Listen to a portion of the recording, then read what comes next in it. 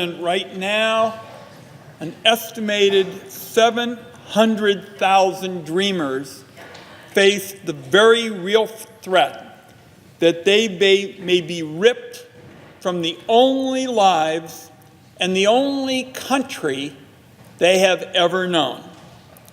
These are young people who have grown up in America. They go to school here. They work hard here. Often they work at multiple jobs. They get terrific grades. They give back to their communities. They've done everything right. I've met with them at home. My colleague, Senator Merkley, and I have met with many of them at joint meetings. And a number of them just say point blank, we'd like to serve America. We believe in America. That's all they've known. They want to serve in the military. They want to do police work. They want to be first responders. And in fact, to earn their DACA status, they had to come forward, give their information to our government, and then submit to a background check. Now they're living under this cloud of uncertainty because the president, on his own, stamped an expiration date on the DACA program. So what I want to do for a few minutes is talk about these terrific young people, these special young people, the dreamers, and what they contribute to our country. I was very pleased recently to have Esley Becerra join me at this year's State of the Union speech because, in my view, he and his younger brother, Kevin, embody the very best about our country. Esley came to Oregon when he was 8 months old. He got his first job before he was 10 in order to support his family. And I'm going to talk a little bit about these two terrific young people because literally for years now, each of them would take turns working to support the other so that between them, they were always saying, we want to do it the American way. We want to do it by dint of hard work and thrift. And this spirit we have in this country where if you work hard, there aren't any limits to what you can achieve. Two very, very special young men. Esley wanted to get a higher education, so his younger brother put in the sweat equity to make it happen. Kevin, who is a U.S. citizen, worked more than 80 hours a week after he graduated from high school to help pay for Esley to go to Lane Community College in Eugene. So let me repeat that. Kevin, a U.S. citizen, worked in our office as well, worked more than 80 hours a week after he got out of high school because he said, I want to help my brother get ahead. Esley has now built a real professional career. He's a visual effects artist in Portland, so he's turned around and he's stepping up to help pay for Kevin's college education. So we've got these two remarkable brothers who now, year after year, either were working or going to school in order to help each other get ahead in the way that we hope young people will do by dint of hard work and discipline and supporting each other. They're brothers. And they have been in each other's corner and supportive of their families their whole lives. We need more people in America like the Becerra brothers. They are not alone. Another of Oregon's estimated 11,000 dreamers is a young man named Daniel Kim. He immigrated legally to Beaverton, Oregon from South Korea. But he learned that his immigration lawyer never filed the paperwork needed to get permanent legal status. So without this information, he found really very abruptly that he was considered undocumented. Thanks to DACA and a special military recruitment program, Daniel had the opportunity to serve our country. He seized the opportunity and joined the United States Army the first chance he got.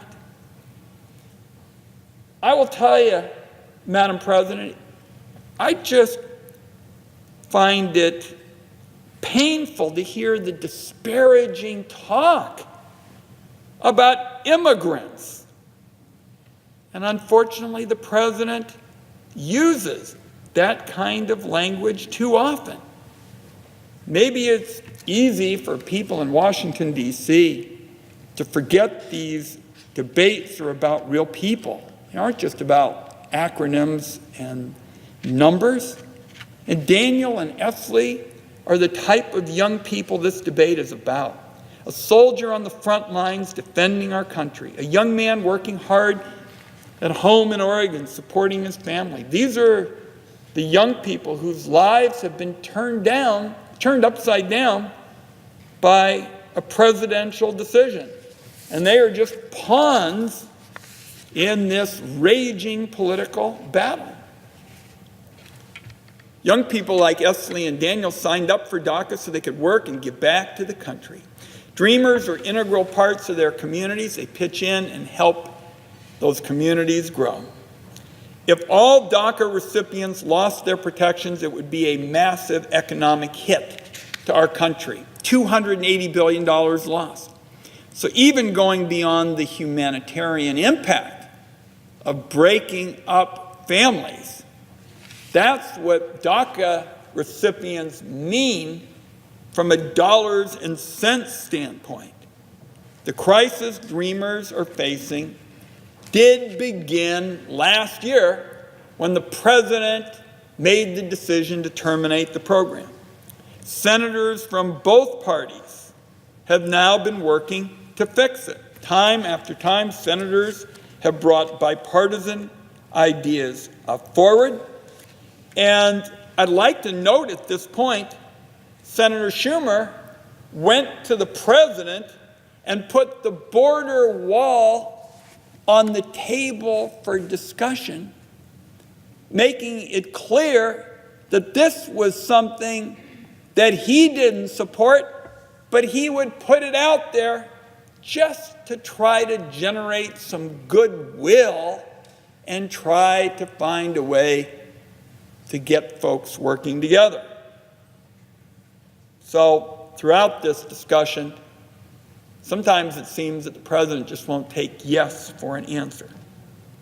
So, senators from both sides keep working in the best tradition of this body. And on the health care front, we sure showed here recently what could be done when there was bipartisanship and senators working together. He sits right over there, Chairman Hatch of the Finance Committee. He and I worked together. I'm the ranking Democrat on the committee. We now have a 10-year authorization of the Children's Health Insurance Program. Nobody would have ever imagined that a year and a half ago. We have made a transformative set of changes in Medicare to update the Medicare guarantee to cover chronic illness, cancer, and diabetes, and heart disease, and strokes. It's where most of the healthcare spending is. We got that done. And the biggest change in child welfare policy in the Families First program. an approach Democrats and Republicans have been dreaming about for 30 years. I bring it up only by way of saying bipartisanship can break out here in the United States Senate. And right now,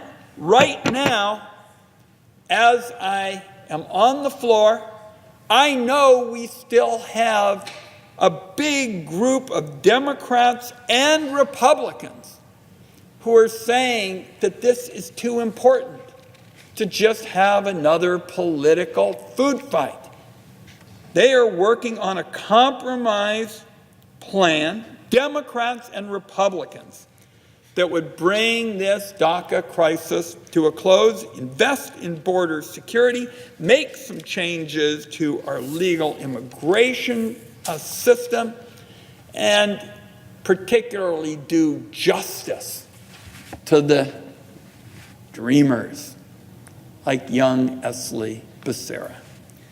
Now, the reality is, Madam President, when you're doing something like that, it's pretty obvious nobody gets the bill they would have written. Nobody gets the bill that they would have written if they go back to their office and take out a sheet of paper and go right down from A to Z. But that's pretty much what you have to recognize if you're going to find some common ground. That's how the bipartisan process is supposed to work.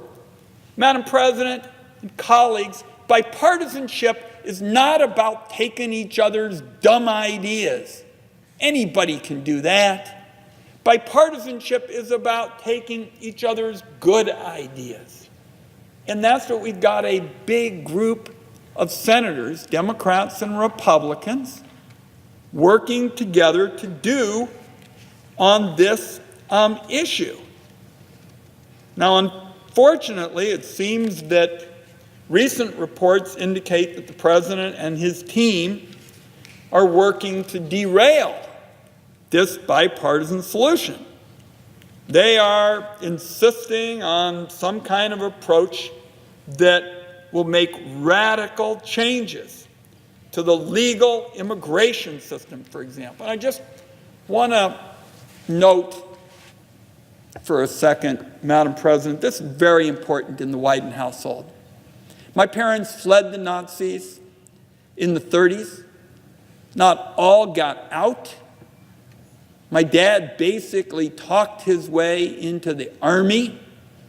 They weren't all that interested in my dad. He was overweight. He had health problems.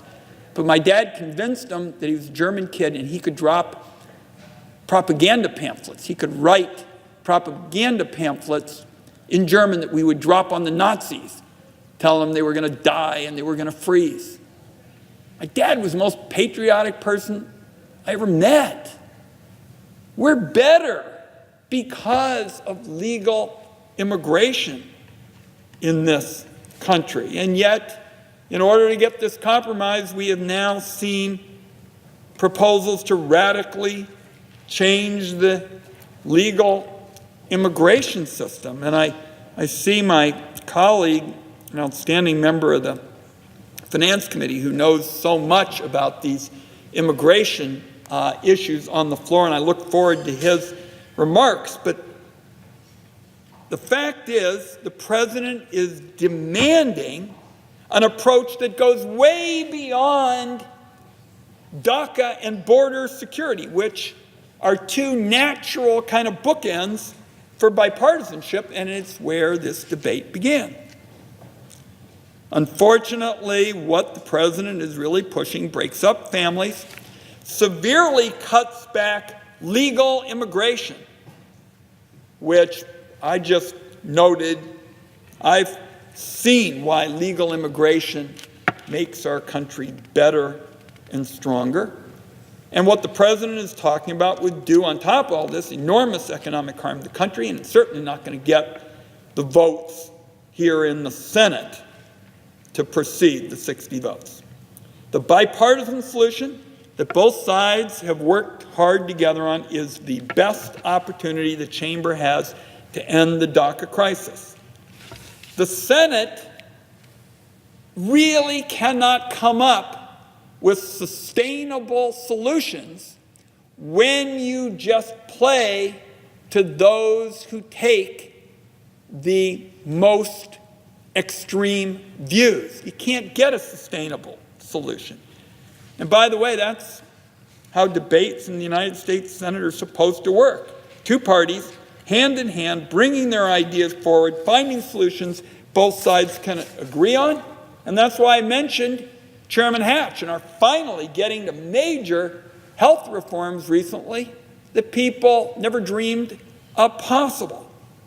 On this debate at hand, the question of justice for the dreamers and reasonable border security, two bookends that I happen to think could fit and produce principled bipartisanship through this group of senators that are working together. This is our opportunity. And millions of families across the country are following this debate. And they are hoping to get some good news on this issue where there has been gridlock for so long. Passing the bipartisan proposal is our opportunity to give it to them. This is the time for the Congress to come up with a permanent solution for dreamers. This is not something to be deferred any longer. It is time to act now. I urge my colleagues in the strongest way possible to support the bipartisan proposal, Democrats and Republicans coming together when there's an opportunity to vote on it, which I believe will be shortly. Madam President, I yield the floor.